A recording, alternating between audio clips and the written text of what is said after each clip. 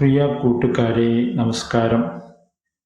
ജീവിതത്തിൽ നമ്മെ സഹായിച്ച ആരെങ്കിലും ഞാൻ എപ്പോഴെങ്കിലും ഓർക്കാറുണ്ടോ?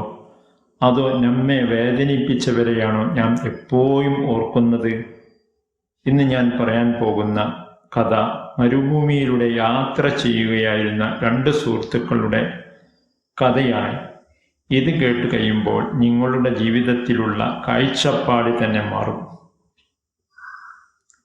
അറബി നാട്ടിലെ രണ്ട് സുഹൃത്തുക്കളായ അഹ്മദും സെയ്ദും ഒരു വലിയ മരുഭൂമി മുറിച്ചു കടക്കുകയായിരുന്നു. യാത്രയുടെ ഇടയിൽ അവർ തമ്മിൽ ഒരു കാര്യത്തിന് തർക്കമുണ്ടായി. ദേഷ്യം വന്ന അഹ്മദ് സെയ്ദിന്റെ മുഖത്തടിച്ചു. സെയ്ദിന് വേദനിച്ചു.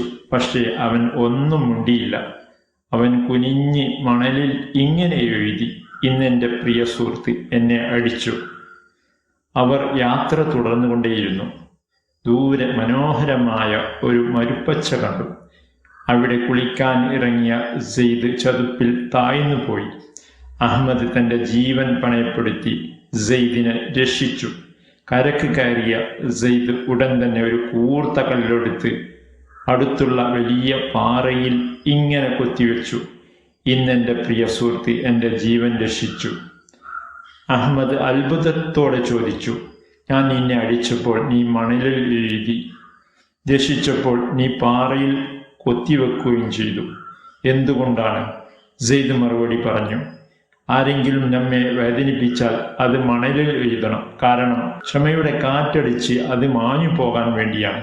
എന്നാൽ ആരെങ്കിലും നമ്മെ സഹായിച്ചാൽ അത് പാറയിൽ കൊത്തിവെക്കണം. കാരണം ഒരു കാറ്റിനും അതിനെ മായ്ക്കാൻ കഴിയരുത്. അത്രക്കധികം ഹൃദയത്തിൽ സൂക്ഷിക്കാൻ വേണ്ടിയാണ്."